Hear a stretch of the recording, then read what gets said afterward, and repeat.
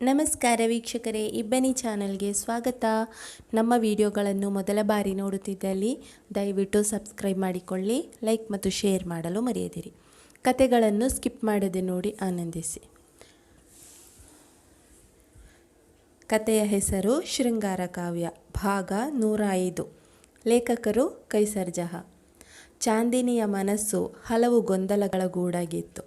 ಹಾಗಿದ್ದರೆ ಪ್ರತೀಕ್, ನೀನು ಯಾವುದೇ ತಪ್ಪು ಮಾಡಿದ್ದರೂ ಕೂಡ, ಮತ್ತೊಬ್ಬ ಪರಪುರುಷನ ಸಹವಾಸ ಮಾಡಿದರೂ ನಿನ್ನನ್ನು ಅಷ್ಟು ಪ್ರೀತಿಯಿಂದ ನೋಡಿಕೊಳ್ಳಲಿಲ್ಲವೇ ಎಂದು ಯೋಚಿಸಿದಾಗ ಮತ್ತೊಂದು ಮನಸ್ಸು, ಅದು ಮಗುವಿನ ಮೇಲಿನ ಪ್ರೀತಿಗಾಗಿ, ತನ್ನ ಮೇಲಿನ ಪ್ರೀತಿಗಾಗಿ ಅಲ್ಲ ಎನ್ನುತ್ತದೆ.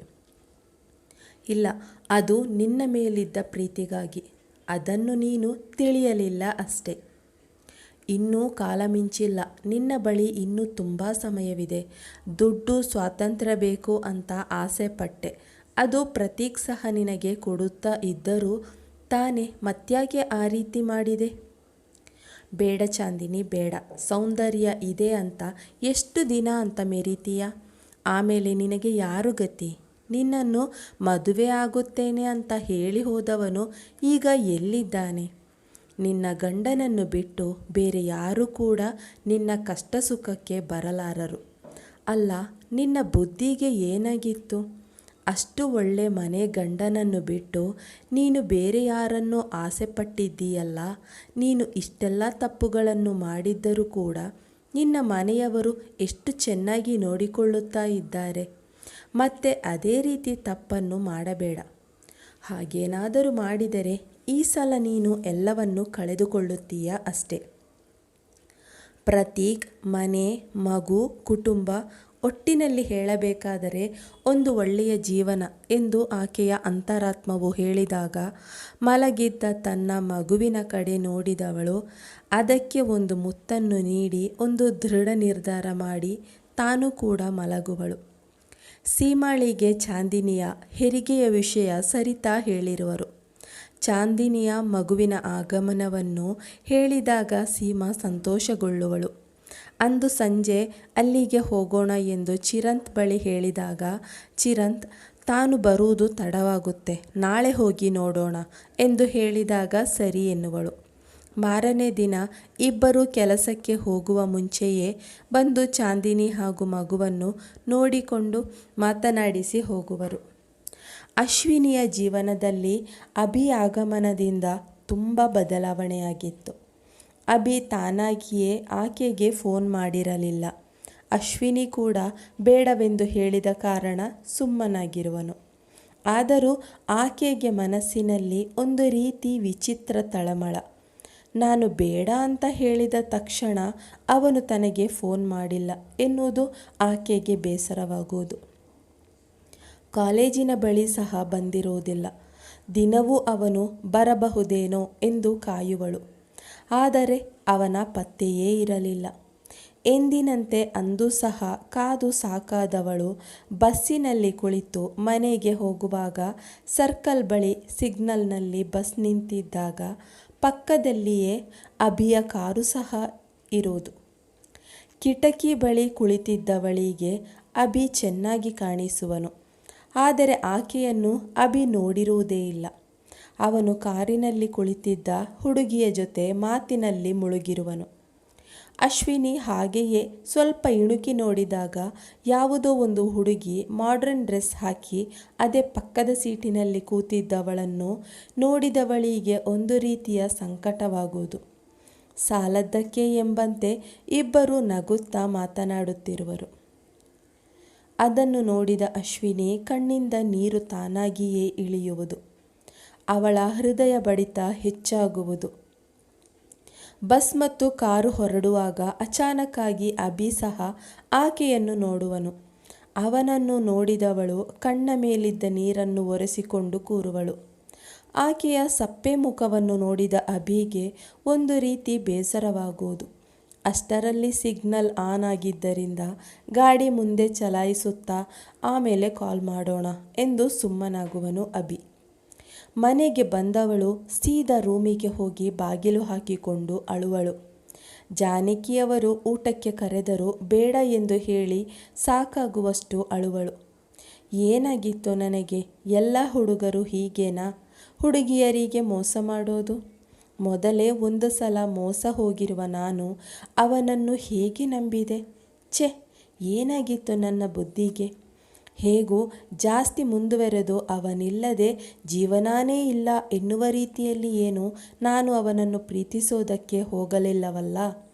ಮೊದಲಿನಂತೆ ಇವನ ಮೇಲೆ ಹುಚ್ಚು ಪ್ರೀತಿ ಇಟ್ಟುಕೊಂಡಿದ್ದರೆ ಈಗ ನನ್ನ ಪರಿಸ್ಥಿತಿ ಏನಾಗಿರುತ್ತಿತ್ತು? ಸದ್ಯ ನಾನು ಬಚಾವಾದೆ ಎಂದು ತನಗೆ ತೋಚಿದ ಹಾಗೆ ತನಗೆ ತಾನು ಸಮಾಧಾನ ಮಾಡಿಕೊಳ್ಳುವಳು. ಆದರೂ ಆಕೆಯ ಮನಸ್ಸು ಅಭಿ ಹೇಳಿದ ಮಾತು, ಅವನ ಪ್ರೀತಿ ಎಲ್ಲ ನಿಜ ಎಂದು ಹೇಳುತ್ತಿತ್ತು. ಮನಸ್ಸು ಮತ್ತು ಬುದ್ಧಿಯ ಮಾತುಗಳಿಗೆ ಸಿಲುಕಿದವಳು ತಾನು ಇಂದು ನೋಡಿದ್ದೇ ನಿಜ. ಅಭಿ ಜೀವನದಲ್ಲಿ ಬೇರೆ ಹುಡುಗಿ ಇದ್ದಾಳೆ ಎಂದು ನಂಬಿ ಸಂಜೆಯ ತನಕ ಅದೇ ಯೋಚನೆಯಲ್ಲಿ ಕಳೆಯುವಳು.